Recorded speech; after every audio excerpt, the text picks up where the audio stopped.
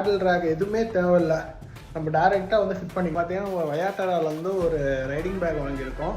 அது வந்து பார்த்தீங்கன்னா 72 லிட்டர்ஸ் ஒரு பேக்கு. ஷார்ட் ரிவ்யூவாக வந்து நான் சொல்கிறேன், பார்த்துக்கோங்க. பேட்டில் ரேக் எதுவுமே தேவையில்லை, நம்ம டேரெக்டாக வந்து ஃபிட் பண்ணிக்கலாம். ஒரு ஃபிட் செக்கும் நம்ம வந்து பிஎம்டபிள்யூவில் போட்டு பார்த்தலாம், என்னென்னு பாருங்கள். இதுதான் அந்த பேக்கு. இது பார்த்தீங்கன்னா ஃபுல்லாக வந்து ரெயின் லைனரும் உள்ளே கொடுத்துருக்காங்க. சைடில் பார்த்தீங்கன்னா ஒரு கம்பார்ட்மெண்ட் கொடுத்துருக்காங்க, சம்திங் சின்ன ஜெரிக்கான எல்லாம் வச்சுக்கலாம். மெட்டீரியலும் பார்த்தீங்கன்னா நல்லா இருக்குது. அங்கே தூக்கி போகிறதுக்கு நீங்கள் சிரமப்படுத்த லக்கேஜில் வச்சுட்டு இங்கே பார்த்தீங்கன்னா இந்த பக்கட்டும் கூட ஹேண்டில் கொடுத்துட்றாங்க, தூக்கிக்கலாம். இதுக்கு மாட்டினா கூட நீங்கள் மாட்டிட்டு போய்க்கலாம்.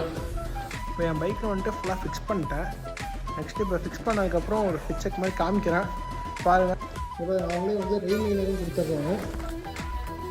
இதெல்லாம் பார்த்தீங்கன்னா ரிஃப்ளெக்டர், இதெல்லாம் பார்த்தீங்கன்னா இது சுருட்டு வைக்கிறதுக்கு ப்ரொவிஷன் கொடுத்துருக்காங்க. அப்படியே தொங்க போட்டால் டயர் நல்லா சிக்கும்.